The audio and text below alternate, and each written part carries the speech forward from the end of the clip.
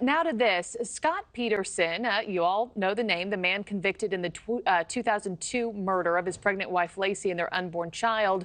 He's hoping new evidence will finally prove he's innocent. The Los Angeles Innocence Project is now investigating the case nearly 20 years after Peterson's conviction. Their new motions are urging the case be re-examined. And in those new court documents, Peterson claims he was wrongfully convicted and that, quote, additional information will prove he had no role in his wife's murder. Joining us now is defense attorney Mark Geragos, who represented Scott Peterson in his 2004 murder trial. Mark, thanks so much for being with us. First off, I think it's imperative to point out that the LA Innocence Project that picked up this case is a completely separate entity from the storied, reputable Innocence Project that we all know. Does that change things at all in your mind and the strength of this fight?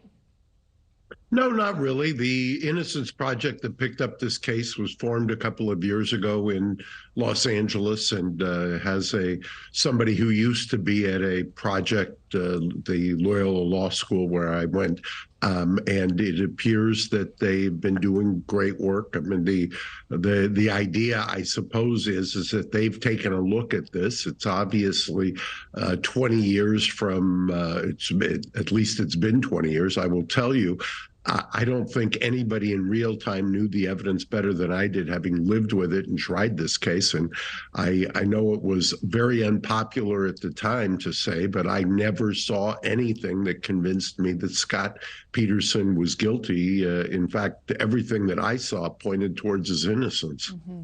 And you still stand by that? You still believe that he is an innocent man?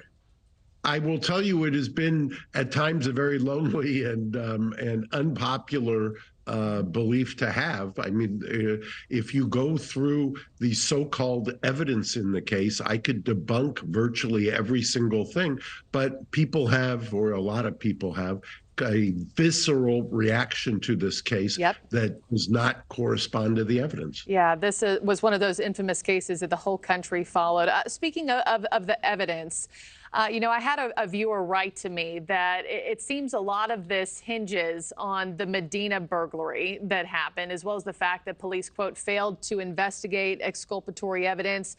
But, Mark, police did verify the statements and alibis of those burglars. If there was police misconduct anywhere in this case, in a case of this magnitude, why would that not have been discovered the first time around? Well, it actually was. The first time around, the officers were trying to say that the burglary took place on the 26th. Well, by the 26th, as you subsequently would know, most of the news media was already camped out on that street. So the police would have you believe that while an entire media scrum was out there in the middle of the street, this burglary took place, number one. Number two, the other thing that has always irked me, the day the jury convicted Scott, the prosecution handed me discovery on that very day that he was convicted, where a lieutenant at the Chino prison had intercepted a call from an inmate to one of the burglars who were talking about Lacey Peterson and confronting her during the burglary. That tape went missing, and they never disclosed that until the day of his conviction. And I'm assuming, have you talked to the LA Innocence Project? I mean, I'm curious. I have not. Because I'm curious, just as an everyday American who followed this case, I mean, in their eyes, and you who just said, I knew the evidence better than anybody else, what's the smoking gun here that they think will grant him a new trial, possibly exoneration in the future? I mean, what's going to have to come forward for a new trial to actually come to fruition for Scott Peterson?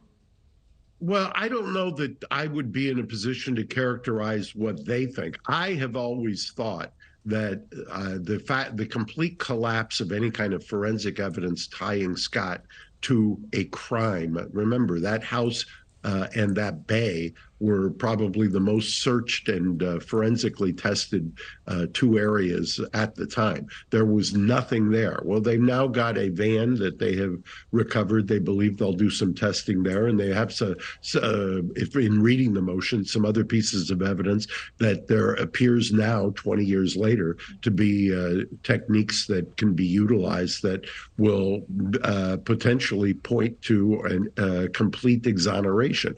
I will say it again, and I know I've said it already in this brief time I've had it with you. Has never been any evidence as to how he did this, where he did this, or when he did this. Remember, when this case started, the prosecution's theory was that she was killed on the 23rd. By the time the trial ended, they were conceding that she was alive on the 24th. That's a breathtaking change of position over the course of months and months of trial. Thanks for watching, everybody. Go to joinnn.com to find NewsNation on your television provider. Also, don't forget to click that red subscribe button below to get more of NewsNation's fact-driven, unbiased coverage.